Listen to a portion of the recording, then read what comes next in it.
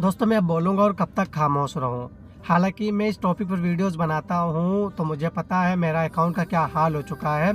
आप लोग जा कर के देख सकते हैं। हालाँकि मैंने इससे पहले भी बोला था कि फ़िलिस्तीनी टॉपिक पर जो भी वीडियोज़ बनाता है उस पर व्यूज़ तो आती नहीं है और उसका अकाउंट डेट हो जाता है, मतलब ख़त्म कर दिया जाता है, कोई उसके मायने नहीं रह जाते हैं।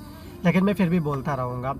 मतलब इन बच्चों को देखिए, ये बच्चे मतलब इनके पास अब कोई खेल बचा नहीं है। इन्होंने इतनी मौतें देख ली हैं कि अब इनको ये खेल लगने लगा है। और दूसरी खबर मैंने जब सुना कि इज़राइल में बिल पास हुआ है, 11,000 से ज़्यादा लोग हैं जो फ़िलिस्तीनी लोग हैं जिनको सजाए मौत दे दी गई है। उसके अंदर सुनने में आ रहा है कि कुछ बच्चे भी शामिल हैं जिनकी उम्र 10 से 11 साल, 12 साल जो भी हो, बहरहाल फ़िलिस्तीनी हैं। तो दोस्तों मैं ये बात तमाम मुस्लिम हुक्मरानों से पूछना चाहूँगा कि तुम्हारी गैरत कहाँ मर गई है? मतलब इतना सब कुछ देखने के बाद छोटे-छोटे बच्चों को शहीद कर दिया गया और अभी ये बिल पास कर दिया गया, तुम लोग कैसे चुप रह सकते हो? मतलब तुम्हें मरना नहीं है, अल्लाह को जवाब नहीं देना है।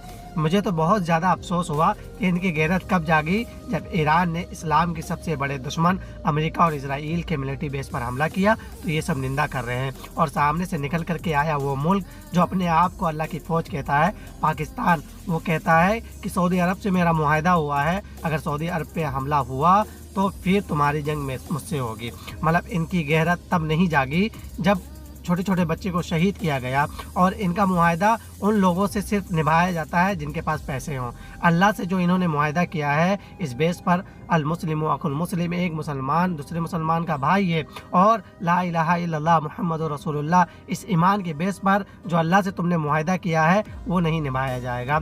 मतलब ये पाकिस्तान ऐसा वाहिद मुल्क है जिसके पास ताकत है, कुव्वत है, ये किसी को भी झुका सकता है और बराबर जवाब दे सकता है। लेकिन ये खामोश है, इनको अमेरिका की दलाली करनी है तो करते रहो। कल तुम अल्लाह को ये नहीं कह सकते कि मैं मजबूर था, मेरे पास कोई ताकत नहीं थी, क्योंकि ईरान के पास कुछ नहीं है, उसके बावजूद वो लड़ रहा है, वो शहीद पे शहीद हो रहे हैं। लेकिन इनके पास परमाणु हथियार है, न्यूक्लियर हथियार है। ये चाहे तो एक दिन में इजराइल को तबाह बर्बाद कर सकते हैं, एक दिन में इजराइल के मुंह पर तमाचा मार सकते हैं और उसे रोक सकते हैं। लेकिन ठीक है, कल अल्लाह तुम्हें दुनिया में तो जलील करेगा और आखिरत में तो तुम्हारे लिए दर्दनाक अजाब है। खामोश रहो। और ये तुम्हारे लिए नहीं, उन तमाम मुस्लिम हुक्मरानों के लिए बात है जो खामोशी इख्तियार किए और गाज़ा को ऐसे ही मिटता देखते रहे और फ़िलिस्तीनियों को शहीद होते हुए देखते रहे। तो कल तुम्हारी भी बारी आनी है।